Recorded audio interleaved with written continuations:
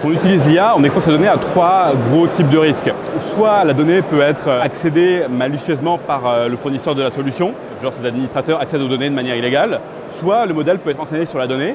Et ça, c'est un gros problème parce qu'un large language model, un modèle comme ChatGPT, en fait, c'est des très bons élèves qui apprennent tout par cœur, mais qui ont aussi tendance à tout raconter. Et du coup, le modèle, s'il est entraîné sur les données, peut ressortir mot pour mot ce sur quoi on l'a entraîné. Et ça a été le cas avec ChatGPT. Il y a des données utilisateurs qui ont été exposées à d'autres utilisateurs parce qu'ils avaient envoyé leurs données en clair à ChatGPT. Et le troisième risque, c'est le fait que le fournisseur de modèles soit compromis. Si jamais votre fournisseur de modèles il se fait hacker, comme n'importe quelle solution SaaS, le hacker aura accès à vos données en clair. Jusqu'à il y a un an, c'était surtout un problème pour les entreprises qui utilisaient de l'IA et qui avaient peur que leurs données confidentielles soient exposées. Mais aujourd'hui, on utilise tout ChatGPT pour faire tout et n'importe quoi, parfois même pour générer des mots de passe. Et du coup, on se retrouve avec tous ces risques auxquels on est exposé chaque fois qu'on utilise ChatGPT. Nous, notre stratégie, c'est de les rendre confidentiels en les déployant dans un environnement de confiance qui sont des environnements isolés de l'extérieur du système informatique du fournisseur et inaccessibles à leurs administrateurs.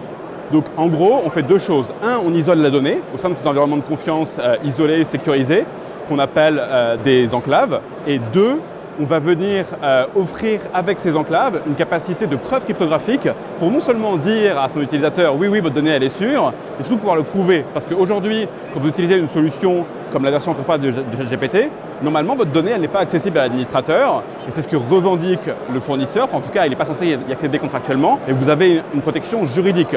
Là, notre objectif demain, c'est de passer de cet engagement juridique à une démonstration technique matérielle que, comme avec Signal par exemple, la donnée est protégée de bout en bout. Et du coup, je ne peux pas y avoir accès.